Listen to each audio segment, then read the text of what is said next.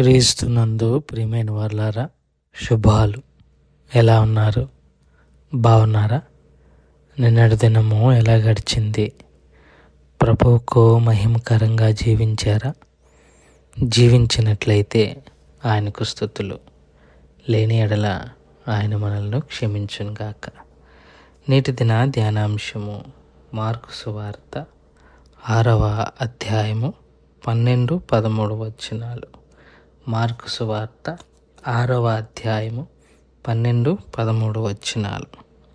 కాగా వారు బయలుదేరి మారు మనస్సు పొందవలనని ప్రకటించుచు, దెయ్యములు అనేకములను వెళ్ళగొట్టుచు, రోగులను అనేకులను నూనె రాచి స్వస్థపరచుచుండిరి. దేవుని వాక్యాన్ని మన వినికిడిలో దీవించి ఆశీర్వదించునుగాక. యేసుక్రీస్తు ప్రభువారు తన 12 మంది శిష్యులను సువార్త పరిచర్య నిమిత్తమై లోకంలోనికి పంపిస్తూ ఏమి తీసుకొని వెళ్ళాలో, ఏమి తీసుకొని వెళ్ళకూడదో, ఎక్కడ ఉండాలో, ఎంతసేపు ఉండాలో, వారిని స్వీకరించని వారిని ఏం చేయాలో వారికి వివరించి పంపించినప్పుడు వారు వెళ్ళి చేసిన కార్యములు ఈ 2 వచనాల్లో మనం చూడొచ్చు.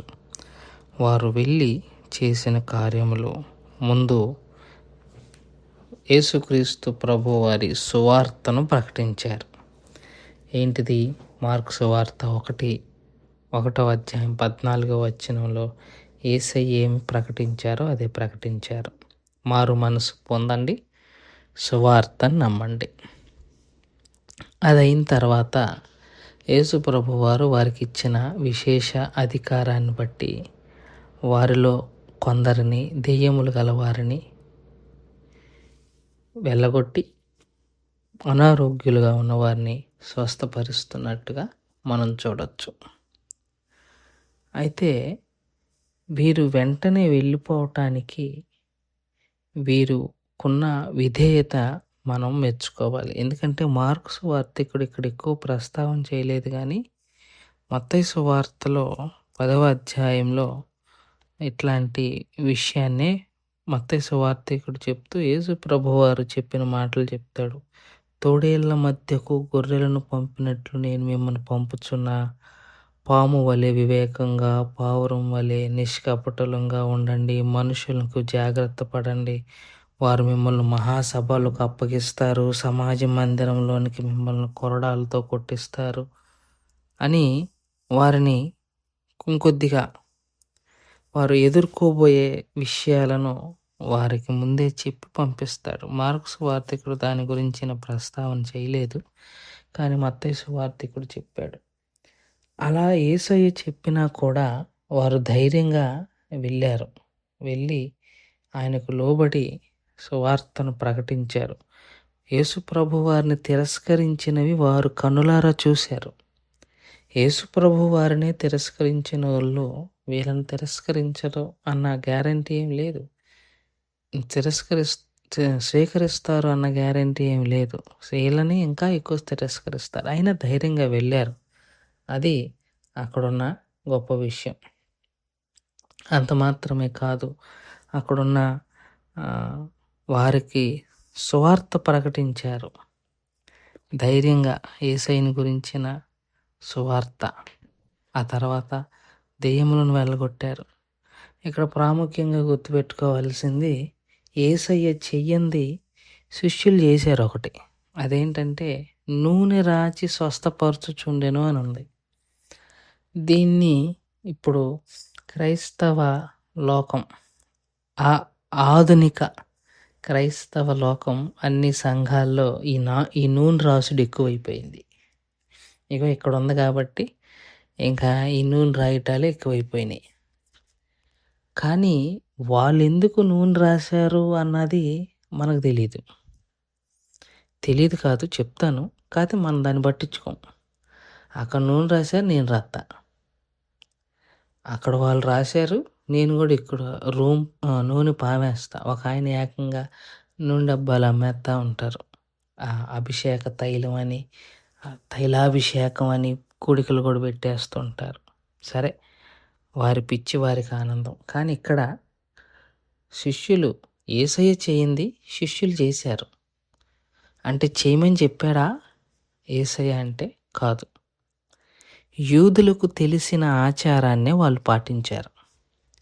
యూదులకు తెలిసిన ఆచారం ఏంటి అనంటే, నూనె ఎప్పుడు రాస్తారంటే 2 సందర్భాల్లో.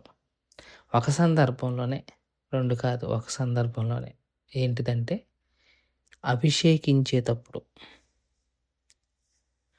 ఎవరినైనా, రాజును కానీ లేకపోతే యాజకుడిని కానీ అభిషేకించేటప్పుడు నూనె రాస్తారు. నూనె ఎందుకు రాస్తారు అంటే, ఈ నూనె యూదుల విశ్వాసాన్ని బట్టి దేవుని సన్నిధికి సూచన. నూనె విశ్వాసాన్ని బట్టి దేవుని సన్నిధికి సూచన. యూదుల విశ్వాసం అంటే ఈ నూనె వాళ్ళ మీద రాసి రాజును అభిషేకిస్తున్నారు. అభిషేకించేటప్పుడు చెప్పే మాట ఏంటి అని అంటే, ఈ నూనె ద్వారా దేవుడు మిమ్మల్ని అభిషేకించారు, మేం కాదు. అంటే ఈ అభిషేకం మాది కాదు, దేవుడిది అని చెప్పటానికి నూనె రాసేవారు. అర్థమవుతుందండి? నేను ఇప్పుడు వచ్చాను. ఇప్పుడు సమూయేలు దావీదును అభిషేకించాడు, నూనె రాసి అభిషేకించాడు. ఇప్పుడు సమూయేలు అభిషేకించినట్ట, దేవుడు అభిషేకించినట్ట అంటే గుర్తుగా యూదులు నూనె రాశారంటే వాళ్ళకొక భావన. ఓకే, ఈ నూనె రాశాడంటే ఖచ్చితంగా ఈ అభిషేకం సమూయేలుది కాదు, దేవుంది. దేవుడు నన్ను అభిషేకించాడు అని. ఇప్పుడు వాళ్ళకి తెలిసిన ఆ పద్ధతినే పాటించారు శిష్యులు. యూదులకు తెలిసిన పద్ధతి ఏంటి? నూనె రాశారంటే వారికి వచ్చిన ఆ అభిషేకమో లేకపోతే ఆశీర్వాదము వాళ్ళది కాదు, దేవుడిది అని. ఇప్పుడు ఈ శిష్యులు కూడా నూనె రాసి వారిని స్వస్థపరిచారంటే అర్థము, ఈ స్వస్థత మా వలన కలిగింది కాదు, మమ్మల్ని పంపిన ఆయన వలన కలిగింది అని. అర్థమవుతుందండి? ఈ నూనె, ఈ స్వస్థత దేవుడు మిమ్మల్ని స్వస్థపరచునుగాక అని నూనె రాశారు. నూనె రాయించుకునే వాడికి అర్థమైపోయింది ఏంటంటే, ఓకే, ఈ స్వస్థత, ఈ నూనె రాశారంటే ఇది దేవుని సన్నిధి. అంటే ఈ స్వస్థత వీళ్ళది కాదు, ఎవరిది? దేవుడిది. శిష్యులు ఎందుకు రాశారంటే, ఈ స్వస్థత మాది కాదు, మమ్మల్ని పంపిన వాడి ద్వారా మీకు వచ్చింది. నూనె రాయటం వల్ల రాలా.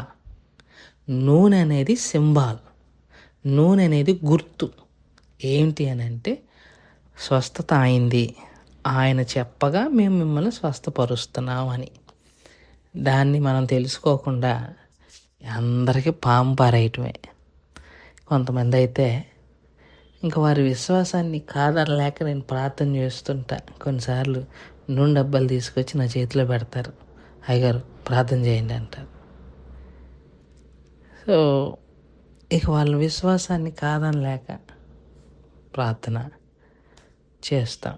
కానీ నూనెలో స్వస్థత ఉండదు. యేసయ్య ఇవ్వాలి, వచ్చిన స్వస్థత యేసయ్యది, అంతే. శిష్యులు కూడా అదే రాశారు. ఇది అయిపోయిన తర్వాత మార్కు సువార్తికుడు వెంటనే హేరోదు దగ్గరికి వెళ్ళిపోతాడు. సబ్జెక్ట్ని హేరోదు దగ్గరికి తీసుకెళ్ళి బాప్తిసం ఇచ్చి యోహాను హేరోదు ఎలా ట్రీట్ చేశాడు అన్నది చెప్తాడు. ఆ తర్వాత మళ్ళీ శిష్యులు వచ్చి యేసు ప్రభువారు ప్రభువారికి రిపోర్ట్ ఇస్తున్న విషయాన్ని మళ్ళీ చెప్తారు. సో కొద్దిగా రేపటి నుంచి కొద్దిగా మళ్ళీ సబ్జెక్టు కొద్దిగా బ్రేక్ వస్తుంది. మళ్ళీ ఈ అధ్యాయము చివరిలో ఇప్పుడు మాట్లాడుకున్న మాటలకు అప్పుడు మళ్ళీ కనెక్షన్ మాట్లాడుకునే ప్రయత్నం చేద్దాం. దేవుడి మాటలు దీవించి ఆశీర్వదించను గాక. ప్రార్థన చేసుకుందాం. మమ్మల్ని మిక్కిలిగా ప్రేమించిన మా ప్రియపరలోకపు తండ్రి, మీ పాదాలకు స్తోత్రాలు. చెప్పబడిన వాక్యాన్ని బట్టి మీకు స్తోత్రాలు.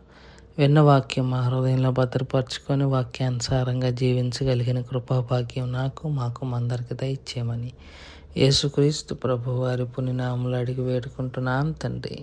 ఆమేన్. God bless you.